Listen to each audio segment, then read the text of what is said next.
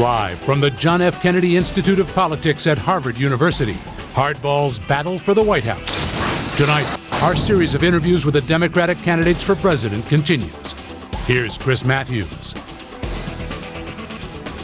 Next hour, she made history in 1992, being elected to the United States Senate as the first African-American woman to win that position. Then she became ambassador to New Zealand. Now she's running for the Democratic presidential nomination. Moseley Braun, our guest for the next hour. Let's play hardball.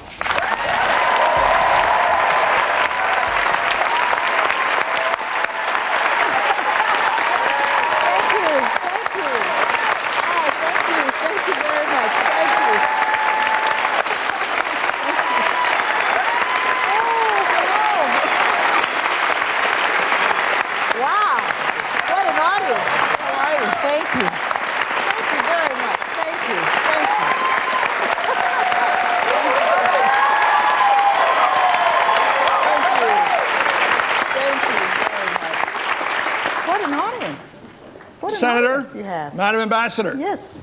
Tomorrow morning you wake up, you're the President of the United States. What would you do in Iraq? What would I do in Iraq? I would call the United Nations, and I would call our allies around the world. I'd offer them all Krispy Kremes and makeup, and engage them in helping us to come out with honor. Suppose, why has the president failed in this regard? I think because they started off with a flawed concept. They didn't have an exit strategy. They didn't have a plan. They just went in there like desperados and blew the place up and thumbed their nose at the international community. Would you have had an entrance strategy? Would you have gone in the first place? You know something, Chris? I would have made certain that we stayed focused on finding bin Laden and fighting a real war on terrorism. That's the first step.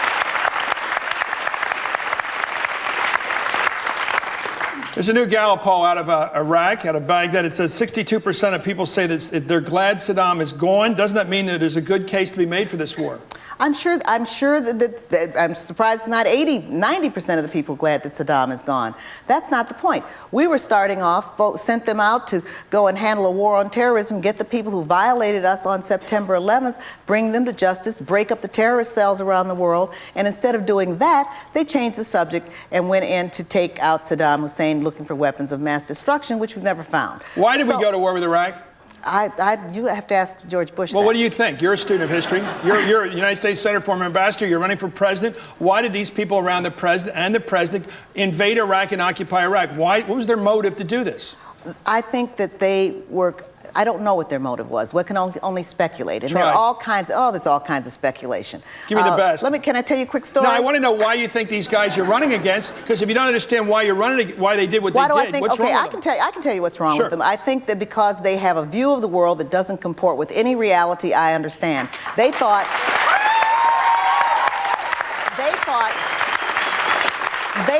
that they could fight a mechanized, computerized war, push some buttons, blow stuff up, and then be welcomed as liberators, getting rid, with Saddam having been killed either by the bombs we sent over there remotely or by his own people killing him. And then we could come in and be hailed as the conquering heroes in this modern post-Roman kind of empire-building kind of stuff, and that would be the end of it. And we would have established democracy and peace and freedom in the Middle East, and we'd be heroes. Well, that might work for Pac-Man or Xbox or something, but it doesn't work in the real world.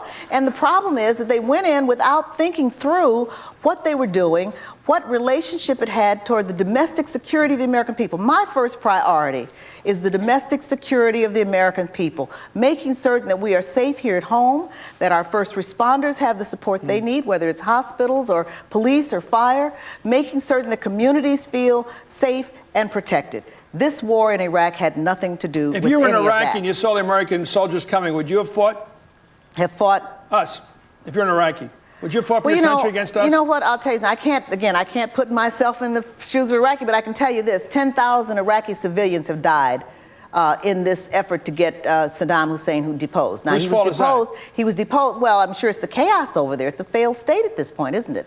I mean, the fact is that he's where, Lord only knows where, possibly sending orders back for a counterinsurgency. and it's just chaos over there. You once said, I read a lot of your clips today, that George Bush was not popularly elected, therefore he had no right to take us into war. Do you think it matters whether he had the most popular vote or not, whether he should be allowed to take us into war? Why is that an issue? Why is that a constitutional issue for you? Well, first is the constitutional issue. Article 1, Section 8 of the Constitution calls on Congress to issue declarations of war. That did not happen. The Congress...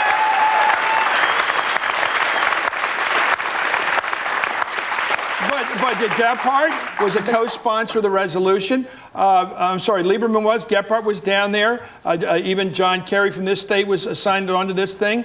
Edwards signed onto it. They all had a choice, yay or nay, and they all said yay. Bob Graham didn't. But the ones that Robert did, you Byrd said they didn't know what they were doing? The ones that... Why did so many Democratic candidates for president go down for the president? Well, that's why I'm running. Okay.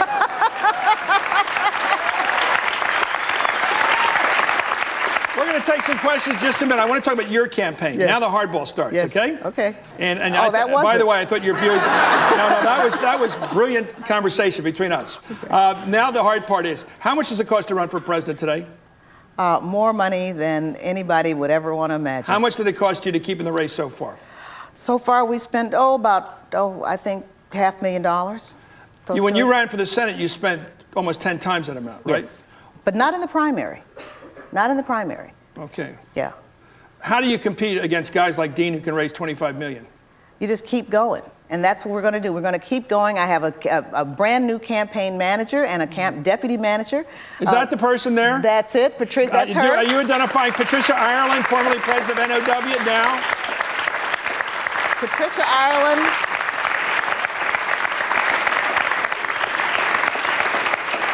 Patricia Ireland from the National Organization for Women, and Paula Xanthopoulou, who from the National Women's Political Caucus is on as deputy. So we're putting it together. What's the statement you're making in picking a person, a good friend of ours, mine especially, formerly head of the National Organization for Women?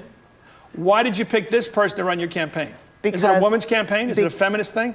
It's calling, oh, stop. I'm asking. I mean, if I need the head of the National Rifle Association to run my campaign, it would mean something. It's a gun thing, huh? Well, it would be a gun thing, yeah, you got it. Listen, Patricia Ireland is immensely talented and brings to this campaign the kind of skill that we need with her contacts, her resources, the people all over this country that she can reach out to. I'm just thrilled that she's on board. Can Patricia or you explain what your strategy is to win this election? Because everybody has a strategy. When will you win your first caucus or primary state to get the ball rolling? When will it be? Is it going to be Iowa? Do you have a chance in Iowa? I think I have a chance all over the country. Do you have a chance in New Hampshire? I believe I have a chance all over the country. To win? We're going to try to win. We're in it to win it, Chris. Will you stay in this race if you don't win a single primary right to the end? We're going to stay in through the convention. Even if you don't win a single one? But I don't think that's going to be the case. I think we're going to win some of these primaries. I think we're going to win some of these elections or do well enough to have the delegates necessary to go into convention. Let's give one of these young students a chance. Go ahead. Hi. Young people tend to be underrepresented in political involvement. What issues in your campaign specifically target young women? Oh, specifically for young women, issues of equal pay for equal work. What a concept, huh? Women, young women make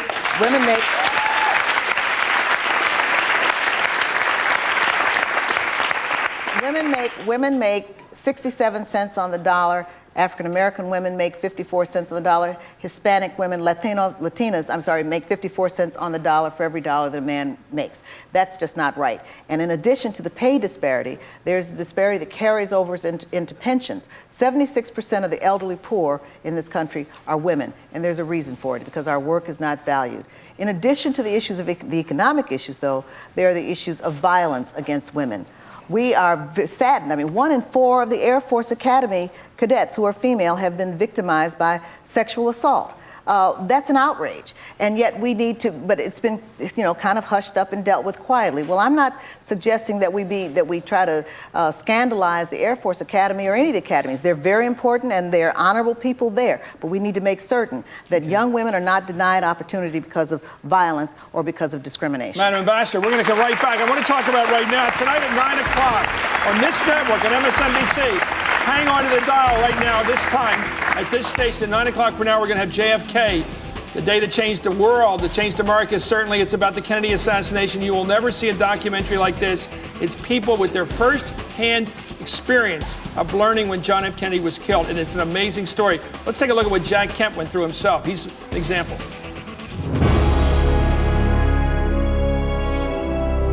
We were having a quarterback meeting in the old stadium in Buffalo, and Coach Saban got ashen-faced when he answered the phone and said, "Jack, John F. Kennedy, President Kennedy's been shot."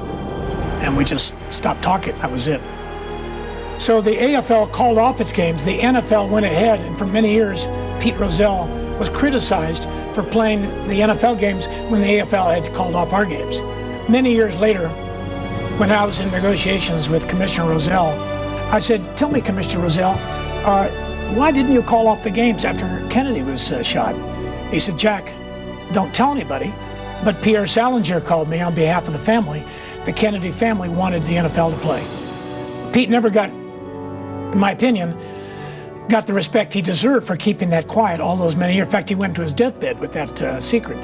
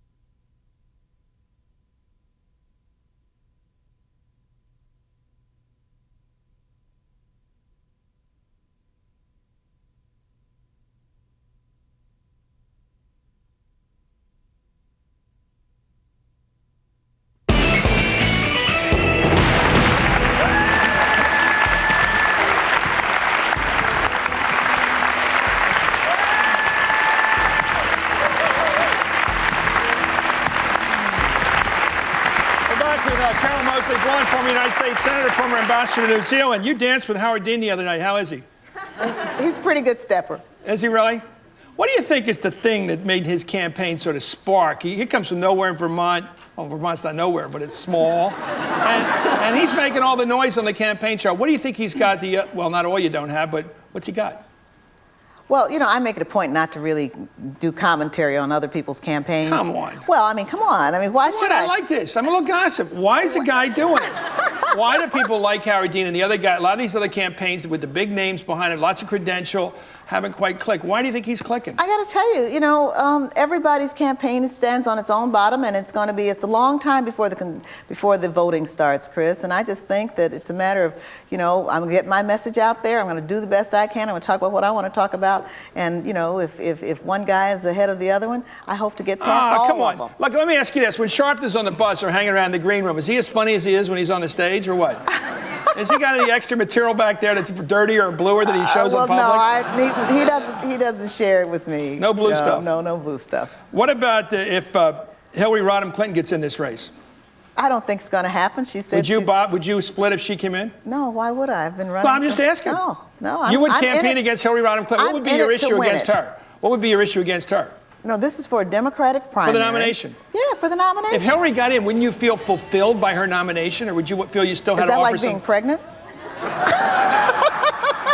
I mean, you tell me. No, I mean, I've been running for the nomination, and I'm going to stay in it, and we're in it to win it. And I think Senator Clinton has said that she's not going to run for president in 2004, and I take her to word. You take her to word. If she gets in, then she's breaking her word. Well, you could say that. No, you that. said that. I couldn't possibly comment. You mean it's a matter of honor now for her that she can't run? No, I'm just saying that's what she said. If she's an honorable woman, she wouldn't run. Let's go to the first question. That's what you said. A young man in a leather jacket. Look out. On your campaign website, I noticed that you support all kinds of affirmative action, specifically that the policies of the University of Michigan. And I was just wondering how you can support this when, in fact, in many ways, it's simply putting non-minority groups at a disadvantage and raising up the opportunity for minority groups at the expense of those non-minorities. You see, I don't think it does that. And let me say that I think diversity, as the Supreme Court found in its decisions, diversity serves the entire community. Why? Because it gives you the benefit of having the experiences of people from all over the world as reflected in this room. And so because it serves...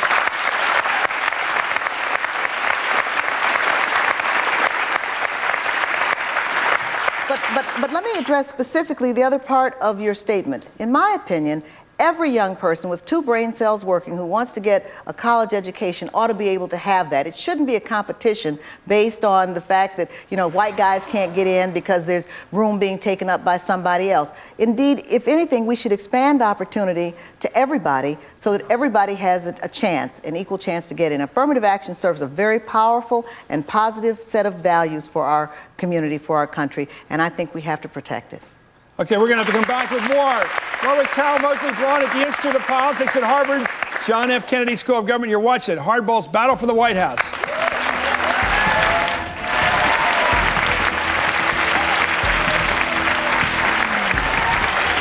Carol Moseley Braun is the first female to become senator for Illinois. So far, 33 women have served in the U.S. Senate.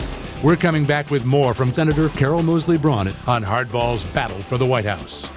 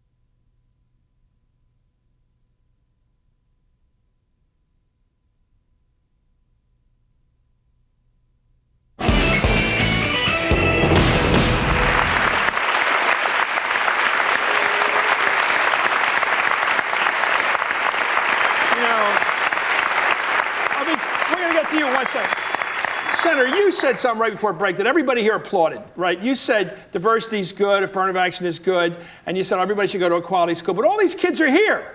They won. They got in this system. They're all at Harvard right now. What about the last white kid that doesn't get in because of the kid who's has a person of color comes in instead of that person? What do you say to that kid? The kid who doesn't get into Harvard because of affirmative action. He's not here. But no, she's not here. I don't think it's ever been shown that affirmative action shuts people out. It doesn't? It By definition, it does. in. Well, but it makes Harvard a better place. Okay, that's an argument for the people here, but it doesn't make it a better place for the kid who's not here. The kid who gets shut out isn't better for him. But then the kid who's not here can go to my alma mater. I went to the University of Illinois. I got a pretty good education. Very nice. First question. Go ahead, sir. Next. Hi, my name is Sam J. Lin, and I'm a sophomore at Harvard College. And my question is, if you do not get the Democratic nomination, what issue on the Democratic platform do you think is the most important to further? Well, that's two assumptions. First off, I'm in it to win it. I'm looking to win the nomination. Let's start with that. Indeed. But I think that making certain that our economy works in ways to serve the entire American population, so that we don't keep spinning toward embedded wealth and entrenched poverty and a shrinking middle class. I think that's the issue.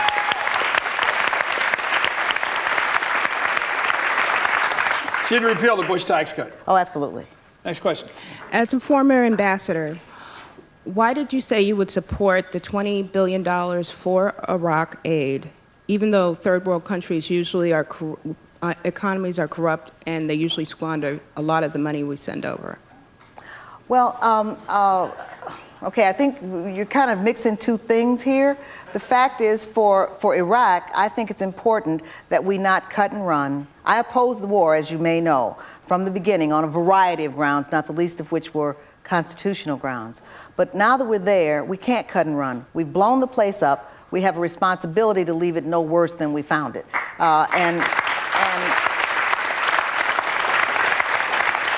And so it's going to take money. I mean, the American taxpayer is going to be called on probably to come up with at least $500 billion for starters because of this misadventure in Iraq. I mean, it's hideous, but that's the price that our leadership has demanded of us, and I think it's appropriate to The president has said he would spend $15 billion to fight AIDS in Africa, where more people are going to die than died in World War II. Not one penny has moved through the pipeline. Right. That's Why right. do you want money to go to Iraq before it goes to fighting AIDS in Africa? It's not a matter of going to Iraq. It's a matter of rebuilding. It's not going to Africa at all. Well, okay. It's at all. And they haven't funded the global fund that they promised, the money for HIV and AIDS efforts. There's no question, but there are many priorities. But among the priorities, I think we have a responsibility to see to it that we don't leave Iraq blown up. I mean, that's what these guys did. They blew it up. Now they have a responsibility. But about the African money, how come the Black Caucus Caucus in Africa didn't just shut the place down on an issue like AIDS in Africa? Why don't they go to the ramparts and fight these issues? I haven't heard one person squawking about this in weeks or months now, about the $15 billion has not been spent. Yeah, it's bad. Doesn't that amaze you? Well, listen. Nobody's saying a peep. At this point, this administration doesn't, I mean, they amaze me so much that I just have gotten beyond being amazed. I mean, it's just astonishing. As a self-described fighter for human rights, could you provide one instance in which you did fight for human rights? Oh, absolutely. 1984, I don't know, you probably were a little one at that point, but in 1984, I filed the first moratorium on the death penalty in Illinois as a state legislator. In 1986, I started the movement to divest pension funds from South Africa. When I got to the United States Senate, I fought for a ban on child labor in the NAFTA and the trade bills that we had as a member of the Finance Committee. And I have been a consistent fighter for democracy and human rights around the world in all of my public career and 20 years of public record. Next question, please. Ambassador Braun, it would be inappropriate for a male candidate to use his gender as a reason for people to vote for him. Why is it appropriate for you to use your gender as a reason for people to vote for you? Well, for starters, we've never had a female president, and speaking the obvious, it seems to me, is not inappropriate. My little niece, who's 8 years old, came in the other day with her social studies book and said, "Auntie Carol, all the presidents are boys. She was shocked by this. So making the point that we can enlarge our democracy to tap the talents of all people, male and female, black and white and brown, is a good thing, I think, for the society as a whole. Is the 43rd president a legitimate president? George W. Bush. You've said he wasn't popularly elected. Do you think he's a legitimate president? Yes, he is. Well, that's a quick answer. But you said he can't declare war because he's not. No, what I meant by that, and what I said was he did not have a mandate to go and make that kind of decision. We'll be right back with more for another half hour with Carol Moseley Braun at the John F. Kennedy Institute of Politics at Harvard. In the next half hour, we'll talk about race, gender, and lots of other things.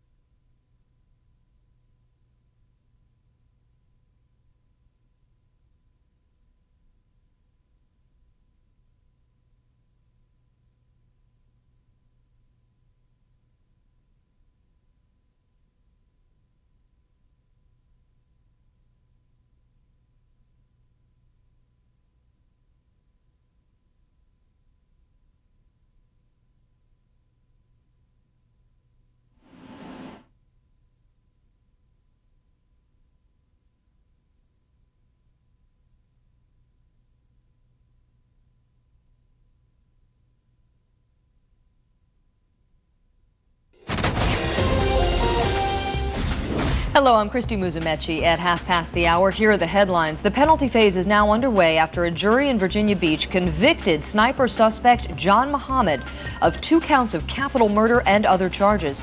The jury will now decide whether Muhammad should get the death penalty or life in prison. Not far away in Chesapeake, Virginia, prosecutors began presenting their case against 18-year-old sniper suspect Lee Malveaux. His attorneys plan an insanity defense and will claim he was brainwashed by John Muhammad. Arnold Schwarzenegger was sworn in as California's 38th governor today, surrounded by his family. In his inaugural address, he said he won't rest until California's fiscal house is in order. President Bush says the U.S. will live up to the promise he made to 5 Iraqi women today in the Oval Office. He told them America won't leave Iraq after a provisional government is set up by next July 1st. Those are the headlines. Back to Hardball with Chris Matthews.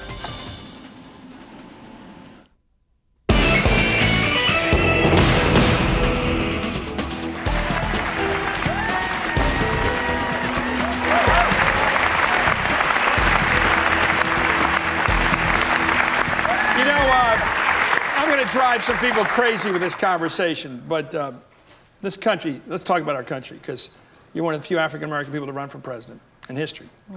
There's only, I think we went back and checked back to Reconstruction, there's only been 2 black senators, Ed Brooke and you, who were elected post-Reconstruction. What's that say about this country? A country that's got less than 20%, say 15% African-American, no U.S. senators. I watched Jesse Jackson one time looking down from the gallery saying, I could tell he was thinking, why am I not here? Is it just prejudice? Simple as that? You know, we have from the beginning struggled with the issue of race in this country. And I like to think that keeping the progress going in the direction of expanding the democracy, creating a more inclusive society, benefits and lifts up every American. This is the greatest country in the world. And African Americans have participated from the very beginning in building this country, as women have participated in building this country. But the notion of African American or women in leadership is still something that we're just kind of grappling with. And I think that as we move in the direction of expanding and including the talents of all Americans, we build a stronger country and we lift up the values that this country was founded on. We have African American heroes in this country, and I'm not just talking music or show business kind of thing. You have people like a wonderful person like Oprah Winfrey from Chicago, who people all look up to, hugely popular, hugely wealthy, successful in this country. You've got people like Bill Cosby. You've had people like we've had people like Jordan, of course, all these superstars. The golfer, whatever his name is. This whole thing, right? So it is success. It's a country where it doesn't close all the doors. But why politics? Why is it that Carl McCall gets blown away in New York? Why is it you lost a seat after one term? Why Ed Brooke after 2 terms? How come in Texas we have a black nominee of the party? It never happens. Is it just a hump that you can win in congressional seats, which are largely black, but you can't go statewide? And why? Doesn't it drive you crazy? No, why is there people really complaining about prejudicial voting, where whites won't vote for blacks? Well, but they do. I mean, Illinois, They do? Illinois has only a 10% African-American population, and I got elected with 55% of the vote. I think that's something to celebrate. Yeah, I agree. Because we got so many... You've had senators of every white ethnic group got elected. You've got 10 or so Jewish members. They're not a majority, they're a very small percentage, but they managed to get elected. It seems like the black-white thing is still sitting there. Well, politics. It's also a money thing, and politics is largely driven by money, and the ability to fundraise, to raise the money to be competitive, is a hurdle that African Americans have a difficult time doing. And frankly, as I campaigned, both in my Senate campaigns and now in the presidential, I'm struggling with trying to fundraise. But we're going to do it, and we're going to have this effort because so many people want to see it happen. We have the volunteers coming forward. We have people coming forward that are making me show in the polls like I have, which is besides very the money, positively. Senator Ambassador, have you been treated with respect by the other candidates? Yeah, I think so. No problem. Yeah. No problem with equality, acceptance, the whole routine. Well, except some of them talk longer than I do. That's no problem for us. Go ahead. Hi, Ambassador, by the way, this is Ambassador Swanee Hunt. She's Director of Women in Public Policy Program here at the Kennedy School, and she was an ambassador to Austria. Welcome. Thank you. Thank you. Madam Ambassador, looking explicitly through the gender lens at the electoral politics, do you think if we had not only a woman president, but also if half the cabinet were women and half the Congress were women, would you predict a difference in the policies and practices of our government? I do. Can you say more? I do. Less wars? Well, I don't know about just less wars, but I think the priorities and the focus on domestic issues would be different. A lot of lip service is given to education. The children are our future, et cetera, and yet the funding is never really there. So education, I think, would have there'd be a different set of decisions made about education and education funding. Child care issues, what happens to children? I think women tend to focus in on making certain that the next generation is protected a little more. I think issues having to do with problem solving, just practical solutions to long-standing problems, whether it's health care or getting the economy going. I think it would make a difference to have more women in government, in large part because of the perspective that's brought. Why do most women vote Democrat? Probably because they see Democratic representatives reflecting their interests. Why do most men vote Republican? I don't know. Next question. They do. Next question. Madam Ambassador, as you're aware, last week Senate Republicans held their marathon debate regarding judicial nominations not getting the right to an up or down vote. If elected president, what kind of judicial nominations would you send to the Senate? And if so, would you expect them to be treated with the right to an up or down vote? Well, let me say this at the outset, that what is going on right now, in my opinion, is nothing short of an attempt to pack the court with far right-wing ideologues. And that...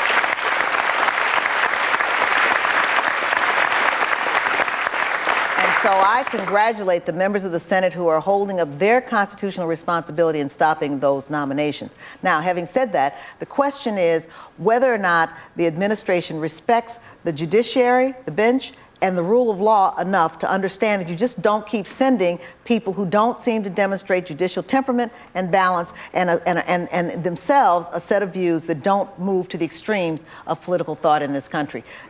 Every administration, I think, has a responsibility to pick those people who are moderate enough to give the citizenry. This is not about the individual nominee, but citizens. Citizens have to have respect for the law. Right. And the only way they're going to have respect for the law is if they believe that judges will be fair.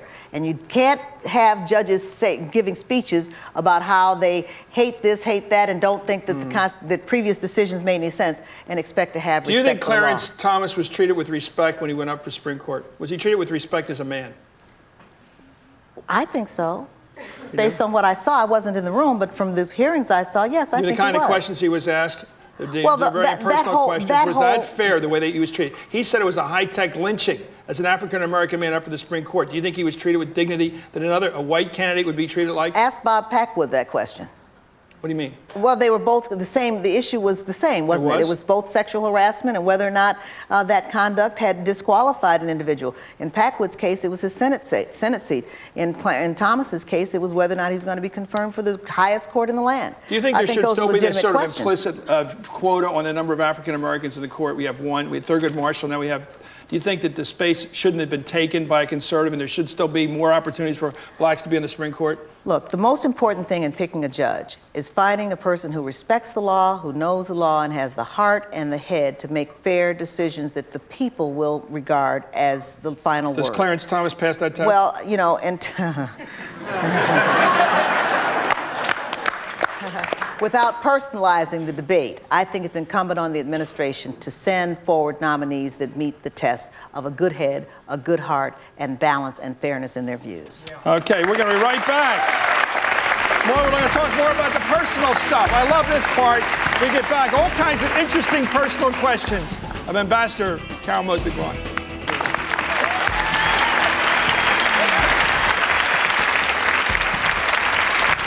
All that we are saying is give a woman a chance to lead. For every detractor who would say that who would call my campaign silly and hopeless, there are many more who see it as bold and courageous and the silver bullet to send Bush back to the ranch.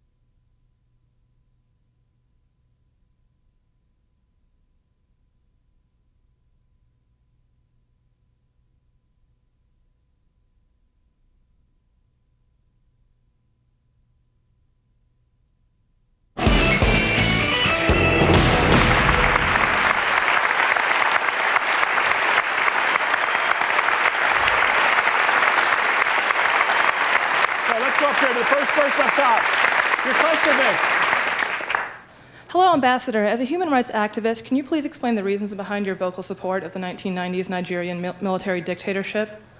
I never voted to support the 1990s. Vocal support, I said. I know, I never, listen, Karl Rove made $800,000 mudding me up for going to a funeral for a deceased friend who was assassinated in Nigeria.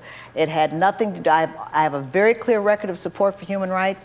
I support human rights in Africa, in Nigeria as well. A lot of people don't know that Nigeria is just one of the countries in Africa, but no, seriously, you know, I mean, I've supported human rights in Africa and in Burma and around the world, and I have a record of 20 years, and to have one visit to a funeral converted into what you just said, which isn't true, but that was the popular understanding, was a function of a huge smear campaign. How many that I times wasn't did you able to visit overcome. Nigeria when you were a senator? Twice. Next question. You mentioned the economic disparities between men's and women's wages, but there's a greater disparity between the wages of mothers and non-mothers. And I was just wondering what you would do to rectify this problem. Who gets paid less? Mothers. Well, I just think that providing for women in the workforce is a challenge for our generation. This is really new. When my mother worked outside the home, very few women did. And so we have a lot of work to do to make certain that salary disparities are resolved, that discrimination is ended, and that adequate care is made for the children. Because what's happening very often, children wind up being the last people thought about in the whole, in the decision making that goes into employment. And so whether it is child care or after school care or opportunities for people to carry their pensions over, there are a variety of issues that go to leveling the playing field for men and women in the workforce. Next question. Hi. At the end of your presidential term, what would you like to leave as your legacy on national service? And by national service, I mean programs like AmeriCorps. You know, I think it's important that we inspire people, young people particularly, but all people, to give back to their country. This is the greatest country in the world. And to the extent that each of us can take ownership of keeping it strong, keeping it great, keeping it a beacon of light and hope for the world, raising up the higher values for the world, democracy and human rights and individual liberty. If we can, all of us, engage to keep those values lifted up, we will have done our bit to make certain, our part, to make certain that we pass on to the next generation no less than we inherited. Did you ever think of joining the Peace Corps? No. Why not? Oh, I had to work. I had to work. Well, the Peace Corps, you had to work. Well, no, but at my time, I had too many, my family was stressed and I had to work. I got my first job at 15. I was a checker in the grocery store. Yeah. And I worked all the way through college and all the way through law school. Great, next question. The war on terror is more than about soldiers. Sometimes things happen to individuals. If something happens to an individual, as president, how would you help that individual and/or their family? In war. They're abroad and something happens to them. It's a terrorist act of some sort. Well, I think in the first place, a lot of things have happened to a lot of individuals. Start with our veterans. Let's start with that. These are the people who've come home who've been injured in war. I would make certain that our veterans were attended to, that they had adequate support when they came home, that they had adequate health care, that they didn't have to wait for care or stand in line and wait for treatment, which we have right now. So I'd give greater support to our veterans. I would give greater support to our men and women in the armed forces so that they didn't have to live on food stamps, as some of them do presently, so they had adequate incomes and they lived in decent housing. I would give greater support to young men and women who might just get caught up in these conflicts and provide the kind of support from the State Department so that people's individual needs could be attended to. I have to give credit, frankly, to our diplomatic corps around the world because, quite frankly, they are the point of last resort. If something happens to you and you're abroad, you can go into an embassy generally and get help for whatever that problem is. And so I think supporting those kinds of efforts is the best thing that an administration can do to protect the security of the American people abroad. What's your favorite movie? What's your favorite movie? My favorite movie all time. Well, last night I just happened to pick up The Wizard of Oz, and that's a classic. We'll be right back to talk about it. What is your favorite book? All time. My all-time favorite book. Lives of a Cell by Lewis Thomas. Oh, There's a sales pitch. Thank you. We'll be right back to find out who your favorite philosopher is. More with former Ambassador Moseley Braun. When we come back with more Hardball, Battle for the White House. I am a candidate because I am not prepared to stand idly by and watch that promise of America slip away from us. I am going to do everything I can to see to it that we expand the promise of democracy and we keep our country strong.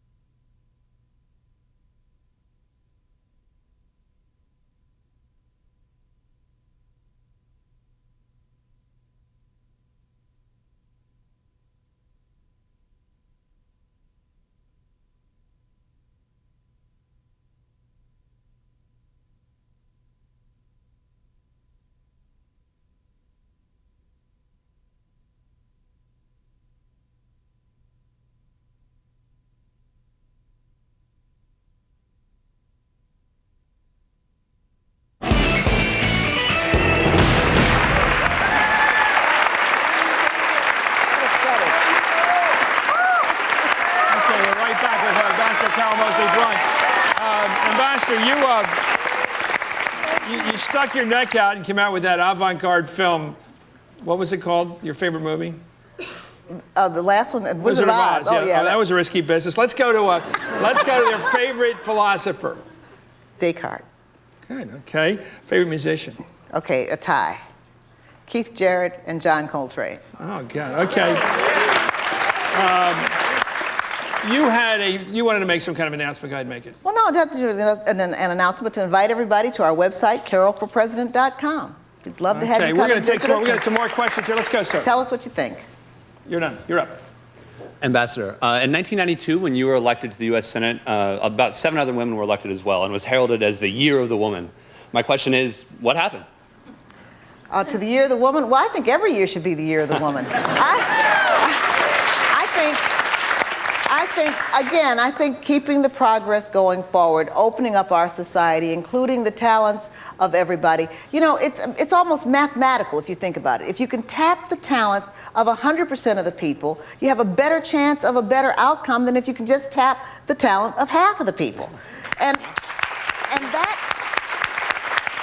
that is the challenge to all of us in whatever area we work in, whether it's in politics or in business or in community development, whatever it is. If we can expand the participation, we will have a healthier society that works better for everybody. Next question. Ambassador, would you seek the vice president's presidency if you were offered a place on the ticket? I'm in it to win the nomination. But if you were offered a place on the ticket, would you seek the vice presidency? So, you're saying yes. Always a bridesmaid, never a bride. Is that what you're telling me?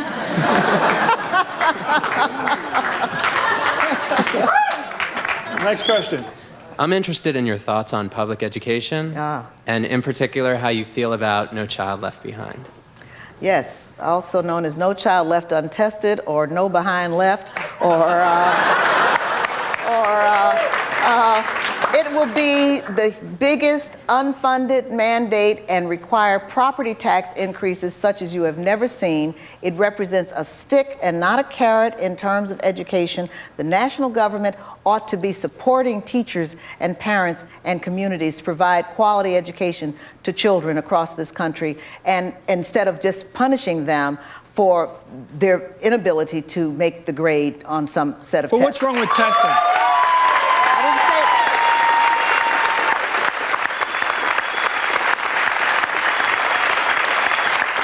The problem is not just testing. Because the Europeans have been using tests, standard tests for a long time. The problem is not just that. The question is whether or not the national government, contributing only 6% of the cost of education, has the right to mandate these kinds of tests to state and local governments without sending any money for it to happen. It's an unfunded mandate that's going to give rise to property tax increases and essentially destroy the abilities of many communities that are trying to create good public schools. But don't we want to know that every kid who graduates from high school is qualified to graduate from high school and they're just not being promoted socially? Yeah, but this crowd is about to shut down the high school. That's the problem. This approach, this is, quote, No Child Left Behind, is not calculated to build schools and to provide opportunity for education. What it's calculated to do is to put schools on the failing list, and so that they won't be able to provide the opportunity, the education that these kids need. And that's what's wrong with it. It's the wrong approach.